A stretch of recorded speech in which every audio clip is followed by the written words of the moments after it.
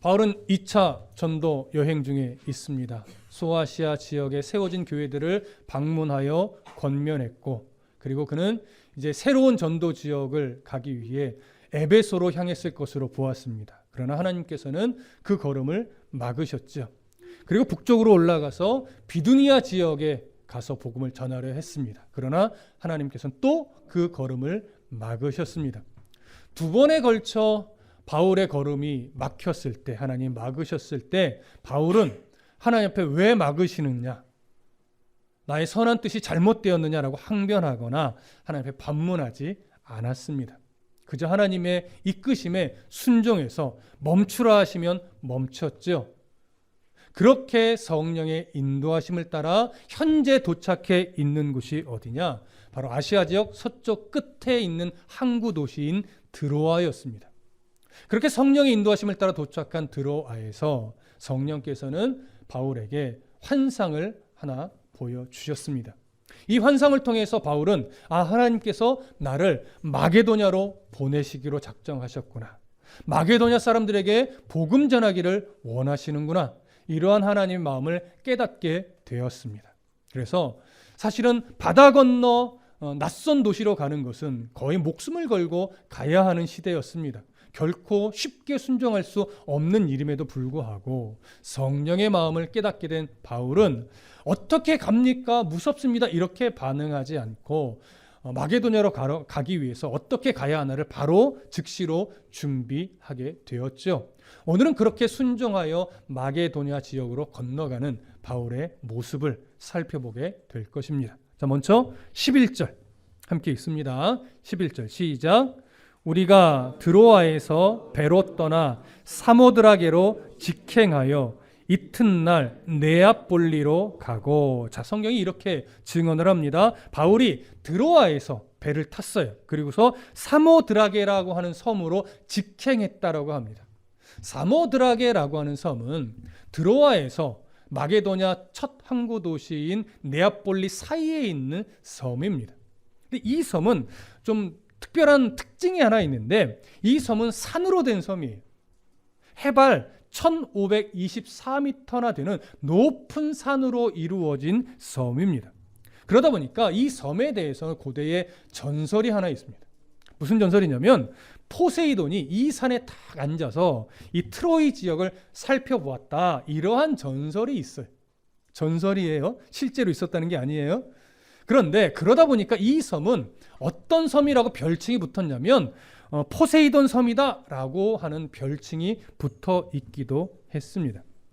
그러다 보니 이 섬에서는 포세이돈을 섬기는 사람이 많았고 포세이돈을 섬기는 신전도 있었습니다. 뿐만 아니라 로마의 어떠한 이 승전, 이것을 기념하는 높은 승전기도 세워져 있는 그런 섬이었습니다. 이렇게 우뚝 솟은 산이 있던 사모드라게 섬은요, 이 섬 주변을 지나가는 배들에게 있어서 어떤 경계표 역할을 했어요.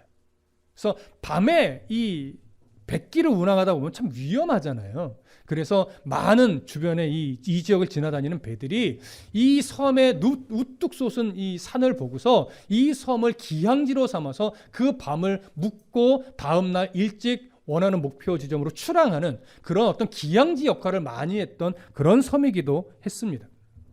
아마 오늘 드로아에서 출발한 바울 일행도 출발한 그날 저녁 밤을 이 사모드라게 섬에서 보내고 다음날 일찍 마게도니아 지역의 항구 도시인 네아폴리로 출항했을 것으로 여겨집니다. 그렇게 이틀 만에 가게 되지요. 놀라운 것은 드로아에서부터 네아폴리까지 바닷길로 어느 정도 거리냐면 대략 250km의 거리예요. 멀다라고 하는 정도의 거리가 아니고요, 대략 5일 정도 소요되는 거리입니다. 왜 5일 정도 되는 거리라고 말할 수 있냐면, 여러분 사도행전 한 구절 좀 찾아볼까요? 20장으로 가봅니다. 사도행전 20장 6절. 사도행전 20장 6절 우리 함께 읽어보겠습니다. 사도행전 20장 6절 시작. 우리는 무교절 후에 빌립보에서 배로 떠나 닷새 만에 드로아에 있는 그들에게 가서 이레를 머무니라. 이건 이제 바울이 거꾸로 오는 상황이에요. 그래서 빌립보에서 왔다는 건 거기는 네아폴리 항구에서 배를 탔다는 얘기예요. 배를 타서 거꾸로 이제 처음 2차 전도여행 때 출발했던 드로아로 왔다라고 하는 이야기인데 며칠 걸렸대요? 5일 걸렸대요. 이것이 보편적으로 걸리는 여정입니다. 5일 여정이 소요돼야 오고 갈 수 있는 거리임에도 불구하고 오늘 드로아에서 출발한 바울 일행은 며칠 만에 네아폴리에 도착했다라고 이야기를 합니까? 이틀 만에 도착했다라고 이야기를 합니다. 어떻게 이렇게 빨리 갈 수 있었던 것일까요? 성경은 이렇게 증언하죠. 사모드라게로 직행하여. 여러분, 직행했다라고 번역된 이 헬라어가 유디드로메오라고 하는 단어인데요. 기본적으로 가지고 있는 뜻은 이겁니다. 순풍에 돛을 달고 달려가는 상태. 그러니까 바람이 아주 잘 불어준 거죠.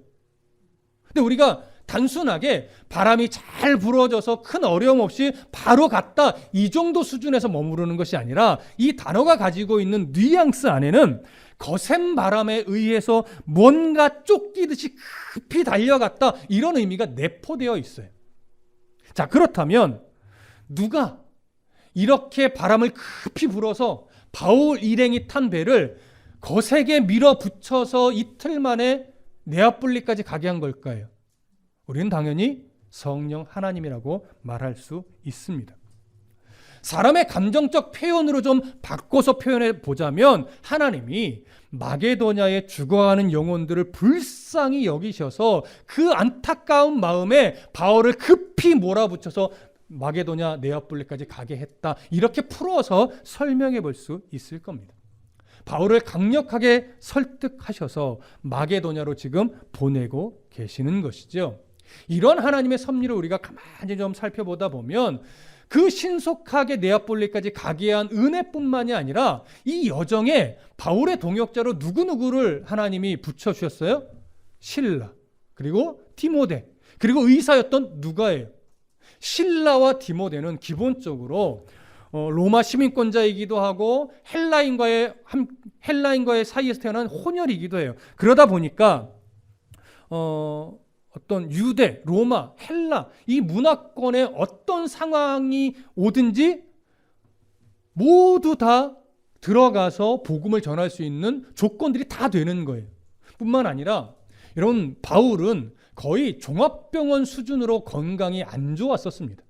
그런 바울이 아무런 변명도 하지 못하도록 하나님이 누구를 옆에 착 붙여놓으신 거예요? 의사였던 누가를 붙여놓으셨던 거예요. 이런 하나님의 섭리와 섬세하신 이 이끄심, 인도하심 가운데 바울은 정말 하나님만 믿고 어디로 보내시든지 순종하여 가서 복음을 위해 삶을 내어드릴 수 있었던 것입니다. 바울은 분명 1차 전도여행, 또 2차 전도여행을 출발하고 하나님이 막으시고 또 이끌어가시는 모든 순간순간에 하나님의 섭리와 인도하심을 느끼면서 한 걸음씩 움직여가고 있었을 것입니다. 이런 하나님의 깊고 넓은 섭리 가운데 드디어 도착한 곳이 어디냐? 바로 마게도냐 지역의 항구 도시였던 네아폴리입니다. 오늘날로 보면 그리스 북부 지방에 있는 항구 도시이죠.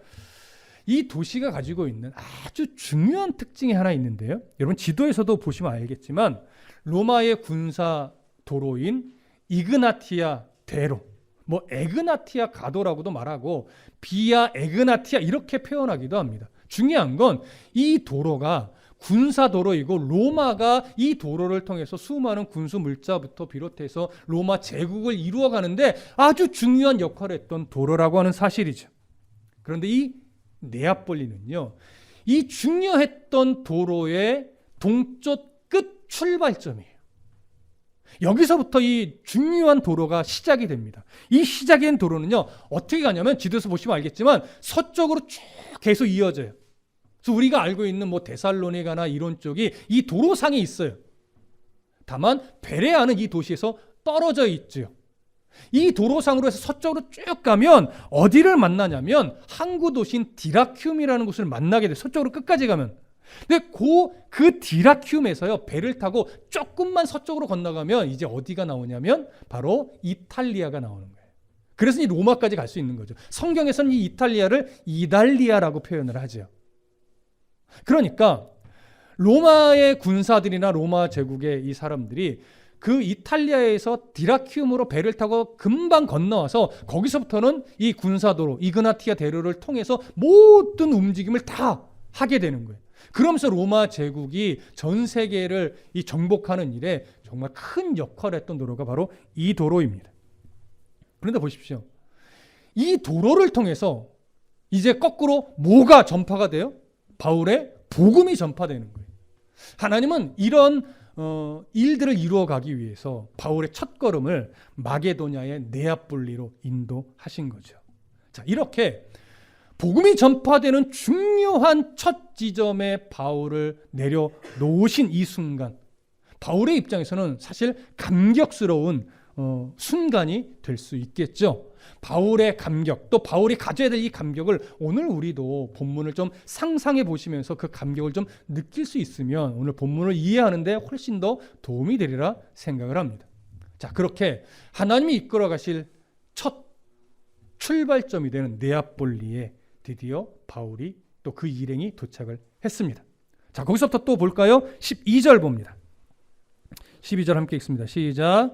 거기서 빌립보에 이르니 이는 마게도냐 지방의 첫 성이요 또 로마의 식민지라.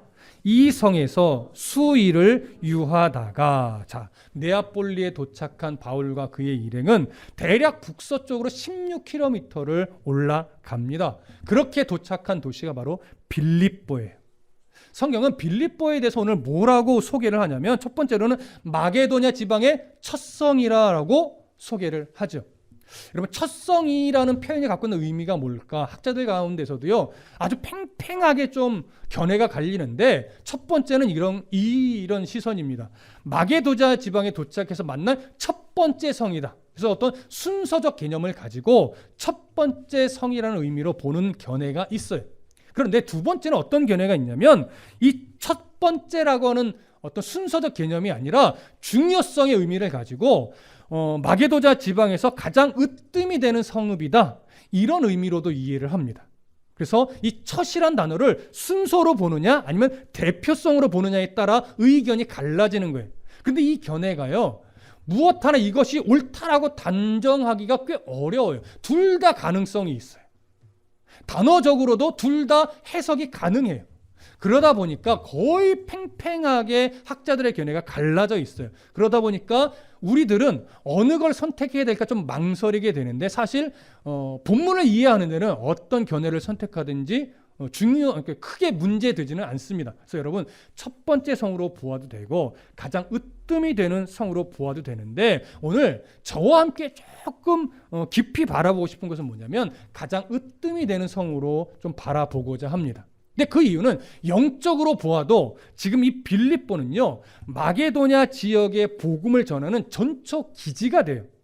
그래서 이 빌립보는 바울이 마게도냐 지역을 다니면서 복음을 전할 때 계속해서 물질로도 후원을 했고요, 기도로도 후원을 했고요, 계속해서 서로의 상황들을 오고 가며 소식을 전하면서 계속해서 든든한 지원군이 되어왔던 도시예요. 그렇기 때문에 빌립보는 첫 번째 성읍이기도 하지만 바울에게 있어서는 너무나도 중요한 성읍인 거예요. 그래서 저는 으뜸이 되는 성읍으로 바라보는 것이 더 좋지 않은가, 이렇게 생각을 하고 있습니다. 자, 그렇게 첫 발을 들이게 된 빌립보. 이 빌립보에 대해서 저자인 누가는 한 가지를 더 설명합니다. 그것이 바로 로마의 식민지였다, 이렇게 설명을 하죠. 제가 볼 때는 번역이 조금 약합니다. 왜냐하면 여기 식민지라고 번역이 되면 우리 안에 어떤 느낌이 먼저 딱 드냐면 로마의 압제 아래서 고통받고 있는 도시였구나, 이렇게 이해를 하게 돼요. 근데 그렇지 않아요. 여기는요 압제로서 고통받는 도시가 아니에요. 이렇게 번역하는 게 더 좋습니다. 로마 황제의 직할시였다. 느낌이 완전히 다르시죠. 자, 왜 직할시라고 보는 것이 훨씬 더 옳으냐? 다음 주 수요일부터 이제 빌립보서 강의를 시작하니까 그때 서론하면서 조금 더 자세하게 설명을 해드릴 거예요. 오늘은 좀 압축해서만 설명을 드리면 이렇습니다. 빌립보는요, 본래 우리가 다니엘서 강의하면서 알렉산더 대왕의 이야기를 좀 했던 거 기억나시나요? 페르시아를 멸망시키고 이제 헬라 문화를 열었던, 그리스 시대를 열었던 알렉산더. 그리고 그 알렉산더가 죽고 나서 4개 지역으로 갈라졌다가 또 그것을 무너뜨리고 다시 전 세계를 휘어잡았던 로마 제국. 그러면서 이제 신약 시대가 열리게 되는 건데, 자, 알렉산더 대왕의 아버지가 누구냐? 바로 필립 2세. 이 필립 2세도 마게도냐 지역을 호령했던 놀라운 장군이었어요. 근데 이 사람이 주전 356년경에 마게도냐 지역을 정복하면서 빌립보에 있던 야만인들을 몰아내고 이곳을 재건했어요. 빌립보 지역을 재건하면서 자신의 이름을 붙여서 빌립보다 이렇게 정하게 된 거죠. 이름을 붙이게 된 거죠. 그래서 필립이라는 자신의 이름을 따서 이 지역을 빌립보다 이렇게 이름을 붙이면서 그 지역이 계속해서 이제 빌립보로 불리게 됩니다. 그렇게 이제 세월이 흘러서 알렉산더도 죽고 이 그리스의 힘이 약화되면서 이 지역을 탐내던 인물이 하나 등장을 하는데 그 사람이 누구냐면 바로 로마의 옥타비아누스예요. 로마의 옥타비아누스가 이제 이곳을 너무나 탐내서 결국은 침공을 해서 점령을 하게 되고 빌립보 지역을 재건하게 되는데 이때도 너무나 큰 도움을 줬던 도로가 이그나티아 대로가 되죠. 그러고 나서 동쪽 끝 지점인 이 빌립보와 맞닿아 있는 이 네아폴리, 여기서 이제 다른 여러 지역으로 또 갈 수 있는 항구가 돼요. 그래서 이 빌립보는요, 전 세계로 뻗어나갈 수 있는 교통의 주요 요지이기도 하고 당시로 보면 정치, 경제, 문화, 의료가 발달되었던 도시이기도 해요. 이렇게 이 지역을 결국은 옥타비아누스가 정복을 하게 됩니다. 그리고 나서 주전 29년쯤에 옥타비아누스가요, 자신을 로마 황제로 선포를 해버려요. 그래서 공식적으로 로마의 첫 번째 황제가 됩니다. 이 황제가 되면서 옥타비아누스가 그 이전에 물론 기간적인 차이는 있지만 로마의 퇴역 군인들도 이곳에 정착을 하게 하고 로마 시민들의 다수를 이곳에 또 보내서 이곳에서 생활을 하게 되면서 빌립보 지역을 굉장히 세워요. 그래서 빌립보에 자치권도 부여하고요. 빌립보 시에 살던 사람들 중에는 그러니까 이곳으로 이주한 로마 사람뿐만이 아니라 원래 이곳에 살던 빌립보의 원주민들까지도 로마 시민권을 부여해줘요. 그러다 보니까 이 당시 빌립보에 사는 모든 사람들은 로마의 특별 시민으로서 대우를 받으면서 재산권도 인정을 받지요. 그러다가 재판권도 가지게 되죠. 세금 감면 혜택까지도 받게 돼요. 그러다 보니까 이 사람들이 저항의식이 생기는 것이 아니고 빌립보에 살던 원래 원주민들이 저항의식이 생기는 것이 아니고 오히려 우리는 로마 시민이다라고 하는 자부심을 갖게 됐어요. 그래서 로마 황제 숭배를 더 앞장서요. 그리고 로마의 문화와 로마의 관습을 적극적으로 수용해요. 그러니까 빌립보는 어떻게 되겠어요? 제2의 로마가 되어버리는 거예요. 로마의 종교, 로마의 문화, 로마의 관습이 가득히 배어나 버린 곳이 바로 이 빌립보 지역이었어요. 그러니 여러분 보십시오. 로마 황제가 얼마나 거셌겠습니까? 로마 황제 숭배가. 뿐만 아니라 여러 우상의 문화도 이 지역은 가득했어요. 자, 이런 곳에 지금 하나님이 누구를 보내신 거예요? 바울을 들여보내신 거예요. 근데 잘 생각해 보면 왜 그 첫 번째 걸음을 빌립보로 했을까를 생각해 보면 우리가 이유가 있어 보여요. 왜냐? 2차 전도여행이 마치고 나면 하나님은 바울을 어디로 보내실까요? 로마로 보내요. 근데 로마에 가기 전에 먼저 로마를 경험하게 하시는 거죠. 어디서? 빌립보에서. 그러면서 이미 하나님은요, 2차 전도여행을 넘어서 로마 전도까지도 하나님은 바라보고 계시는 거예요. 그래서 빌립보에서 로마의 어떤 모습들을 충분히 경험하게 하고 나중에 로마로 보내서 또 거기서 복음을 위한 삶을 살게 하시는 거죠. 하나님은 이러한 섭리 가운데 바울의 걸음을 인도하고 계셨던 겁니다. 자, 그렇게 도착한 빌립보. 보편적으로 바울은 첫 번째로 도시에 딱 도착을 하면 어떻게 복음을 전할까? 복음의 접점을 먼저 찾아요. 그 대표적인 게 원래는 회당이지요. 그런데 오늘 성경은요, 바울이 빌립보에 도착해서 먼저 뭘 했다라고 기록하냐면 수일을 유했다라고 기록해요. 여러분, 수일을 유했다는 게 뭘까요? 빌립보의 구석구석을 다니며 살펴봤다는 얘기예요. 왜냐하면 전혀 다른 문화의 세상으로 지금 건너왔단 말이에요. 아시아 지역은요, 바울이 살던 지역과 같은 대륙 안에 있어서 문화가 완전히 다르지는 않아요. 그러니까 그냥 계속 다니면서 복음을 전해왔지만 지금 이 마게도냐 지역은요, 전혀 낯선 세상이에요. 전혀 낯선 문화예요. 그러니까 먼저 뭐 해야 돼요? 도대체 어떤 문화를 갖고 있고 이 사람들은 어떤 삶을 살며 도대체 어떻게 접근해야 되는가 바라봐야 돼요. 그래서 수일을 머뭅니다. 그렇게 수일을 머물면서 바울은 아마도 매우 놀랐을 거예요. 그 웅장함에도 놀랐을 것이고 로마 황제 숭배를 하는 의식과 그 다음에 수많은 아시아에서 그래도 보지 못했던 수많은 우상들, 이런 우상들을 바라보면서 수없이 놀랐을 것이고 어떻게 복음을 전해야 될까 많은 고민을 했을 것이라고 여겨집니다. 그렇게 수일을 보내다가 이제 안식일을 맞이합니다. 13절 14절 볼까요? 함께 읽습니다. 13절 14절입니다. 시작. 안식일에 우리가 기도할 곳이 있을까 하여 문 밖 강가에 나가 거기 앉아서 모인 여자들에게 말하는데 두아디라 시에 있는 자색 옷감 장사로서 하나님을 섬기는 루디아라 하는 한 여자가 말을 듣고 있을 때 주께서 그 마음을 열어 바울의 말을 따르게 하신지라. 자, 안식일을 맞이했습니다. 그럼 바울은 보편적으로 어디를 찾아가요? 회당을 찾아가요. 근데 오늘은 회당을 찾아가는 것이 아니라 어디로 갔어요? 기도처가 있는가 하고 강가로 갔어요. 여러분, 왜 바울이 회당을 안 가고 강가로 갔을까요? 회당이 없었기 때문이죠. 회당이 없었다는 얘기는 그 빌립보라고 하는 지역 안에 유대인이 없었다라는 의미이기보다 남자 성인 유대인이 10명이 안 되었다는 의미죠. 그러니까 매우 적었다는 얘기예요. 물론 없었을 수도 있습니다. 그러다 보니까 회당을 세울 수가 없었고, 그러니까 기도처가 있는가 하고 강가로 나간 거예요. 그럼 이제 여기서 이제 의문점이 하나 생겨야 돼요. 기도처를 찾으려고 왜 강가로 간 것일까? 여러분, 왜 바울이 기도처를 찾으려고 강가로 간 것일까요?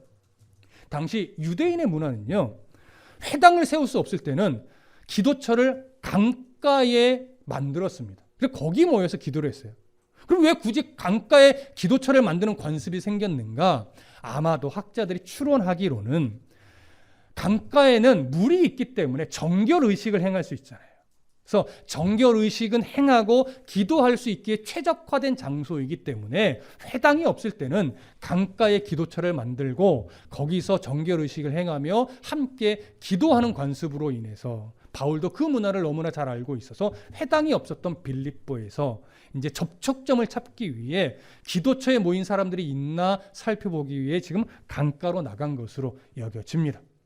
그렇게 강가로 나갔는데 바울이 만난 사람이 누구예요? 오늘 성경은 뭐라고 말해요? 모인 여자들을 만나요. 자, 이제 여기서 우리가 무심코 지나갈 수 있는 한 가지를 좀 고민해 볼 거예요. 뭐냐면, 자, 바울이요, 에베소도 가는 길도 막혔고 북쪽으로 가는 길도 막혔어요. 그리고 성령의 마음을 깨달았어요. 마게도냐의 복음을 전해라. 그럼 이제 바울은 그런 생각일 거예요. 마게도냐로 딱 건너가면 하나님이 복음의 접점이 되고 복음을 함께 전할 수 있는 누군가를 만나게 해 주시겠구나. 그런 이제 기대를 하게 되죠. 그래서 빌립보에 딱 도착을 하고 회당은 없으니까 이제 누구를 만나게 해 주실까를 하는 기대를 가지고 강가로 딱 갔는데 보니까 남자들은 없어요. 누구만 있어요? 여자들만 있어요. 절대 지금 여자들을 비하하려고 하는 것은 아니고 당시 시대 문화로 볼 때 여자들은 복음을 막 마게도냐 전 지역에 전하는데 큰 도움이 될까요? 큰 도움이 되지 못할까요? 여러분, 큰 도움이 될 가능성이 별로 없어요. 왜냐하면 시대가 어쩔 수 없어요. 물론 지역마다 여자의 어떤 권위를 높여주는 도시도 있긴 했지만 보편적으로는 여자의 권위가 그렇게 높지 않던 시대였기 때문에 이왕 하나님이 마게도냐까지 나를 보내셔서 복음을 위해 누군가를 만나게 하신다면 좀 사회적 영향력 있는 남자들을 좀 만나서 복음을 전하고 그들이 예수를 믿으면 어떤 연결고리가 많이 생기잖아요. 그렇게 해주면 좋을 텐데 남자들이 아니라 남자는 하나도 없고 여자들만 몇 사람 만나게 하신 거예요. 그럼 바울이 만약에 인간적인 시선을 가지고 이곳에 갔다면 실망이 될까요? 안 될까요? 실망이 될 수도 있단 말이에요. 저들에게 복음을 전해봤자 이 복음이 확장되는데 뭐 도움이 될까? 이렇게 생각할 수 있기 때문에. 그런데 바울은 그렇게 생각하지 않았어요. 담대하게 또 기쁘게 그 여자들을 만나서 복음을 전하게 되었던 거예요. 여러분, 바울이 왜 실망하지 않았을까요? 여자들을 만난 것, 한편으로 어찌 보면 실망할 수도 있는 상황인데 왜 실망하지 않고 기쁨으로 그 여인들에게 복음을 전했을까요? 바울은 그의 인생을 통해서 중요한 것 하나를 배웁니다. 그게 뭐냐면 바로 복음의 전달은 내 힘으로 하는 것이 아니라 누가 하는 것이다? 나를 통해 하나님이 하시는 거다. 이 중요한 원리를 그는 1차 전도여행을 하면서 충분히 배웠습니다. 그리고 구약 성경은 이렇게 하나님이 목적하심 속에서 이끌림을 받는 상황을 뭐라고 이야기해요? 형통이라고 얘기해요. 그래서 우리가 이 단어를 구약 성경에서는 찰라흐라는 단어를 썼죠. 이 찰라흐라는 단어가 대표적으로 누구에게 쓰여졌었어요? 요셉에게 쓰여졌었어요. 그것도 두 번. 어떤 상황에서? 처음에 그렇죠. 형들에게 팔려 보디발의 집에 노예로 끌려갔을 때 그에게 형통하여 보디발의 집이 부자가 됐다는 형통이란 단어를 노예로 끌려갔을 때 써요. 또 한 번 어디서 썼었죠? 그렇죠. 보디발의 아내로 인해서 누명을 쓰고 감옥에 갇혔을 때 그 감옥에 갇혔는데 요셉에게 형통하다는 단어를 썼어요. 찰라흐라는 단어를 쓴 거죠. 어떤 의미의 형통이었어요? 잘 되고 잘 풀리고 막 많은 것을 소유하는 형통이었어요? 아니요. 구약 성경에서 말하는 형통은 무엇인가가 내가 원하는 대로 잘 되는 형통이 아니라 나의 인생을 하나님이 딱 붙잡고 하나님은 원하는 목적지까지 나를 끌고 가기 위해서 어떠한 일을 만나든지 무슨 상황을 대하게 되든지 하나님의 섭리 가운데 내가 붙잡혀 있는 상황이면 그것이 형통이었어요. 그러니 노예로 있어도 형통이죠. 왜? 하나님이 내 삶을 붙잡고 있으니까. 감옥에 갇혀도 형통이죠. 왜? 하나님이 나를 감옥에서 버리는 것이 아니라 나를 그 상황에 붙잡고 끌고 가셔서 하나님 원하시는 목적지까지 데리고 갈 거니까. 그게 형통이란 말이에요. 그래서 우리가 찬양에 가서도 말하죠. 나의 갈 길 다 가도록 예수 인도하시니 무슨 일을 만나든지 뭐하리라? 만사 형통하리라. 여러분, 그 찬양 부르시면서 내가 원하는 소원을 생각하고 내가 이루고 싶은 것을 생각하고 내가 소유하고 싶은 것을 생각한다면 이런 그 찬양 잘못 부르시는 거예요. 거기서 말하는 만사형통은 내가 원하는 대로 잘 되기를 소망하는 것이 아니라 무슨 일을 만나든지 나를 통해서 하나님이 원하시는 일을 이루시겠지라고 하는 기대와 소망을 품을 때 그 찬양의 가사를 바르게 고백하며 찬송하는 거예요. 하나님은요, 자신의 백성 모든 사람에게 한 사람도 빼놓지 않고 모든 사람에게 뜻을 두셨고 그 뜻이 크게 보이든 작게 보이든 하나님이 그 한 사람 한 사람의 인생을 끝까지 하나님 원하시는 쪽으로 이끌고 가신단 말이에요. 그 일에 실패하지 않는 분이에요. 우리가 믿는 하나님은 그런 하나님입니다.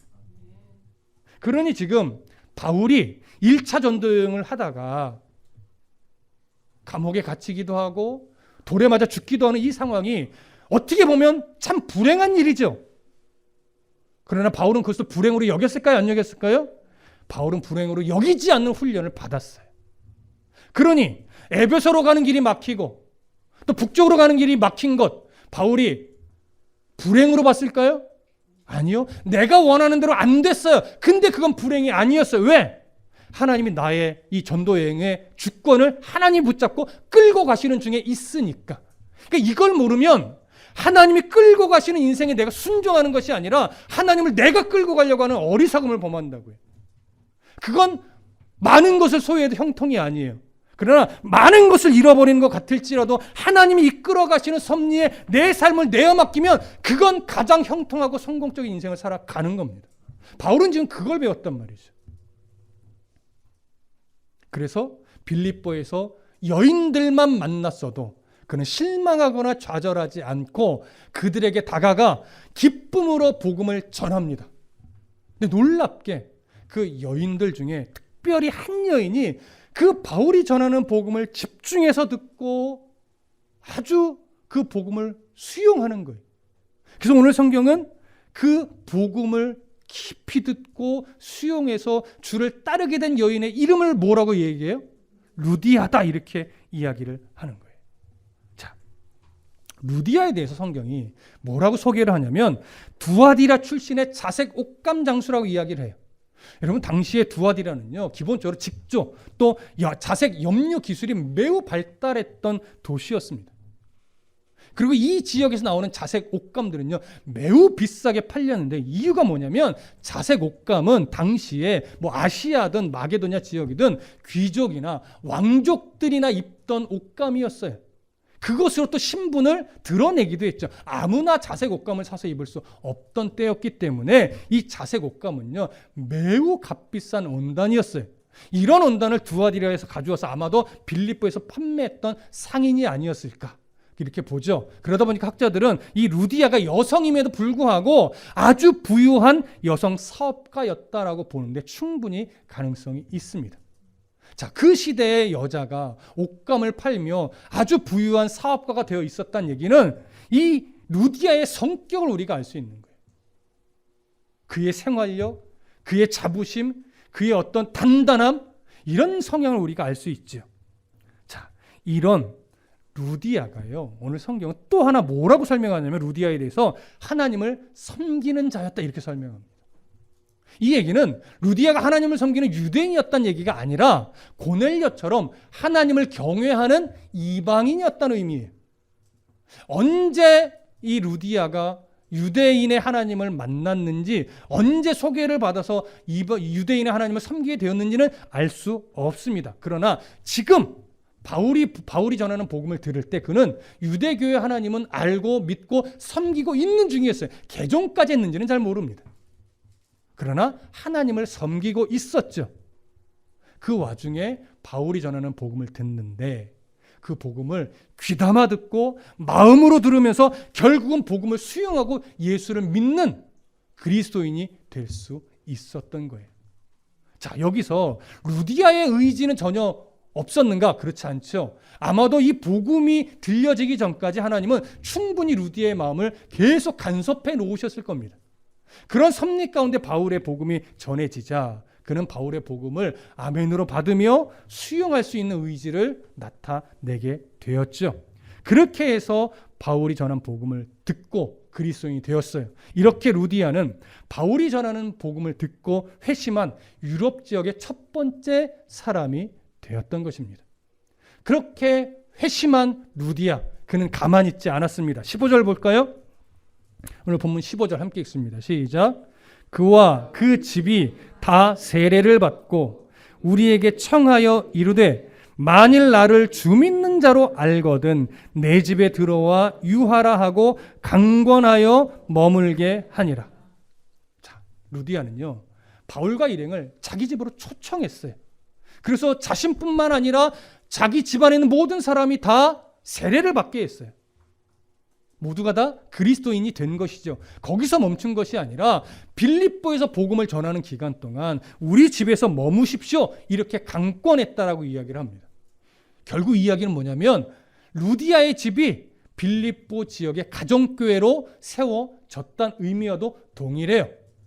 바울은 빌립보에서 복음을 전하는 동안 이 루디아의 집에 머물면서 복음을 전하는 기지로 또 교회로 사용했을 겁니다. 그리고 회심한 사람들은 아마도 이 집에 모여 믿음의 교제를 나누고 말씀을 배우며 또 가르치는 장소로 사용되었을 겁니다. 자, 루디아가 왜 더욱더 강권해서 자기 집에 머물도록 요청했을까요? 루디아는요, 말씀을 사모했던 여인이에요. 그래서 바울이 빌립보에 있는 동안 자기 집에 머물며 복음의 전초기지로 사용되기도 원했겠지만 바울과 계속 같이 있으면서 하나님의 말씀을 듣고 배우기를 원했던 거죠. 그런 선한 욕심이 바울을 자기 집에 머물게 했던 원동력이 되었을 겁니다. 여러분, 이렇게 루디아처럼 말씀에 대한 사모함, 간절함, 이런 것들이 오늘 앞으로 또 3월부터 시작되는 오후 예배와 성경 공부를 통해서 여러분 좀 더 욕심을 내실 수 있기를 좀 소원하고 부탁드립니다. 자, 이렇게 빌립보에 세워진 가정교회 루디아의 집은 복음의 전초기지로서 또 앞으로 선교의 거점으로서의 귀한 어떤 역할을 감당하게 되었습니다. 자, 만일 바울이 에베소로 가는 길을 하나님이 막으셨을 때, 또 북쪽으로 가는 길을, 비두니아로 가는 길을 막으셨을 때, 하나님을 원망하면서 자기 고집대로 에베소로 가거나 비두니아로 갔다면 하나님의 이런 놀라운 섭리와 역사를 경험할 수 있었을까요? 못했겠죠. 빌립보에 도착했을 때 영향력 있는 남자들은 만나지 못하고 여자들만 몇 사람 만나게 됐을 때 하나님께 실망하면서 도대체 나보러 어떡하라는 겁니까 하면서 이 여인들에게 복음 전하기를 포기하고 다른 지역으로 가버렸다면 이런 하나님의 섭리를 경험할 수 있었을까요? 그러지 못했을 겁니다. 바울은 다메섹 도상에서 회심하여서 그 이후에 하나님의 어떤 이끄심 속에서 훈련되어져 갈 때 철저하게 하나님 멈추라 하시면 멈추는 훈련, 하나님이 가라 하시면 가는 훈련, 하나님의 인도하심 아래서 어떤 사람을 만나고 어떤 상황을 만나든지 실망하거나 낙심하지 않고 그저 하나님이 이끌어 가실 섭리를 바라보면서 복음에 부끄럽지 않게 삶을 살아내는 훈련을 충분히 받아왔던 인물입니다. 바로 그 훈련의 결과가 오늘 빌립보에서 나타난 것이죠. 오늘 예수를 믿는 우리들도 늘 우리는 염원합니다. 하나님, 나의 인생을 통해서 하나님이 드러나고 나의 인생을 통해서 하나님이 기뻐하는 흔적이 많이 나타나기를 소망합니다라는 간절함을 모두가 다 가지고 있어요. 그런데 잘 돼요? 안 돼요? 잘 안 돼요. 왜 안 될까요? 목회자든 성도이든 똑같이 우리 안에는요, 욕심이라는 것이 있어요. 근데 그 욕심이 하나님의 뜻보다 앞설 때가 너무 많은 거예요. 그러니까 뭔가 내가 원하는 대로 안 되면 우리는 하나님의 뜻이 어디 있습니까? 내가 이 상황도 기쁨으로 수용합니다. 이렇게 반응하는 것이 아니라 도대체 왜 이러시냐고. 내가 기도를 부족히 하고 있냐고. 내가 헌금을 안 드렸냐고. 내가 예배를 빠졌냐고. 우리는 이렇게 반응하는 것이 보편적이죠.